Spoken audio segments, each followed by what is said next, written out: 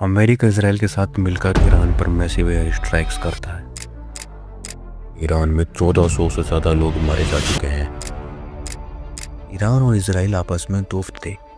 35 लाख से ज़्यादा लोग अपने घर छोड़ने पर मजबूर हैं। हालात ये है कि ईरान ने global route Strait of Hormuz को पैरालाइज कर दिया है। मतलब वॉर वहाँ होती है और असर यहाँ। यूएस ट्रूप्स ने अपने 7 लोगों को खोया और 140 से ज़्यादा घायल हैं।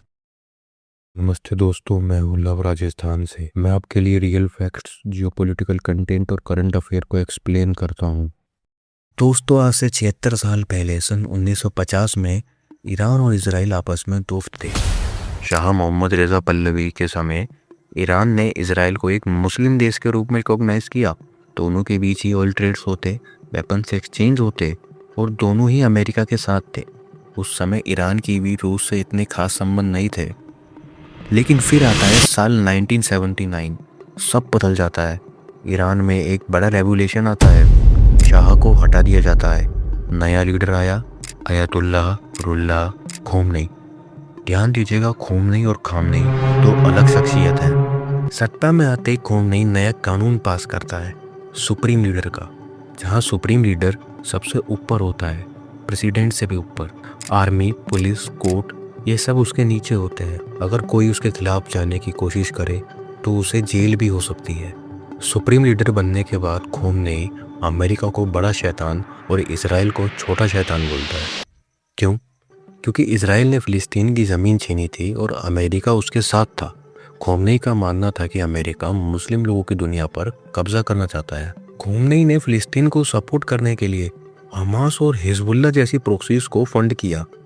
ये सिर्फ ज़मीन की लड़ाई ही नहीं रही, ये एक आइडियोलॉजी और सर्वाइवल की लड़ाई बन गई। ईरान के लिए आइडियोलॉजी क्योंकि वो फ़िलिस्तीन को आज़ाद कराना चाहता है, और इसराइल के लिए सर्वाइवल क्योंकि अगर ईरान ने परमाणु बम बना लिया तो वो इसराइल पर दबाव बनाएगा। फिर साल 1989 में खोमनी की मौत के बाद नया सुप्रीम लीडर बना अयतुल्लाह अली खामनेई। इन्होंने ईरान पर 36 साल रूल किया। इन्हें हम एक डिक्टेटर भी कह सकते थे, क्योंकि जो भी इनके खिलाफ जाता या तो वो मारा जाता या उसे जेल में डाल देते। ईरान में इलेक्शन तो थे पर डेमोक्रेसी नहीं। अब दिन है 28 फरवरी 2026। अमेरिका इसराइल के साथ मिलकर ईरान पर मैसिव एयर स्ट्राइक्स करता है। तेहरान में अली खामनेई मारा जाता है। जिस बिल्डिंग में वो थे वहाँ और भी बड़े लोग मौजूद थे। नाम है हुसैन सलामी, मोहम्मद बागरी, आमिर अली। सब मारे जाते हैं। बाद में ईरान अपने और भी बड़े लोग खोता है, जैसे ईरान के फॉर्मर स्पीकर और पावरफुल पॉलिटिशियन अली लारीजानी। उनके साथ बहुत से टॉप कमांडर और साइंटिस्ट को मारने का दावा भी किया जाता है। अब तक का डाटा यह है कि ईरान में 1400 से ज़्यादा लोग मारे जा चुके हैं। एस्टिमेटेड है कि 10,000 से ज़्यादा लोग घायल हैं। 32 लाख से ज़्यादा लोग अपने घर छोड़ने पर मजबूर हैं। यूएस ट्रूप्स ने अपने 7 लोगों को खोया और 140 से ज़्यादा घायल हैं। हालात ये है कि ईरान ने global route Strait of Hormuz को पैरालाइज कर दिया है। अब सवाल ये है कि अमेरिका इस वॉर के बीच में क्यों आया? तो इसकी बहुत सी पॉसिबिलिटीज़ हो सकती है। संभावना नंबर 1, इसराइल और अमेरिका की दोस्ती। हर साल अमेरिका इसराइल को 3 से 4 बिलियन डॉलर का मिलिट्री एड देता है, और फिर अगर युद्ध होता है तो फ़ायदा हथियार बनाने वाली अमेरिकी कंपनीज को ही होगा।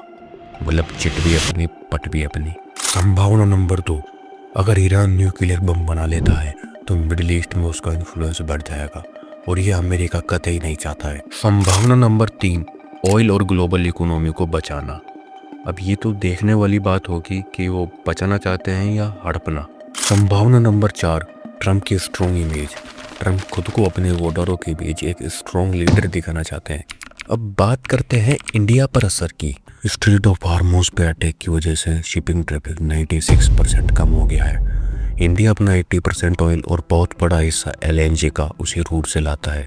कतर से हम सबसे ज़्यादा LNG मंगाते हैं। रूट अनसेफ होने की वजह से LNG के प्राइसेस 30 to 40% ग्लोबली इंक्रीज हो सकते हैं। मतलब पावर प्लांट्स में गैस की शॉर्टेज, फर्टिलाइजर फैक्ट्रीज बंद, बिजली महंगी और खेती पे असर, सब एक साथ। गल्फ कंट्रीज में 9 मिलियन इंडियन लोग काम करते हैं, जो हर साल 8.5 लाख करोड़ रुपए घर बेचते। अगर वॉर की वजह से ये पैसे रुके तो इंडिया में फैमिली के बजट बिगड़ सकते हैं। मतलब वॉर वहाँ होती है और असर यहाँ। हमारे 500 मिलियन इन्वेस्ट है चाबहार प्रोजेक्ट में, जो पाकिस्तान को बाईपास करके सीधा अफगानिस्तान से जोड़ती है। हाल तो कम अभी चालू है, लेकिन वॉर बढ़ने पर काम बंद होने का खतरा है।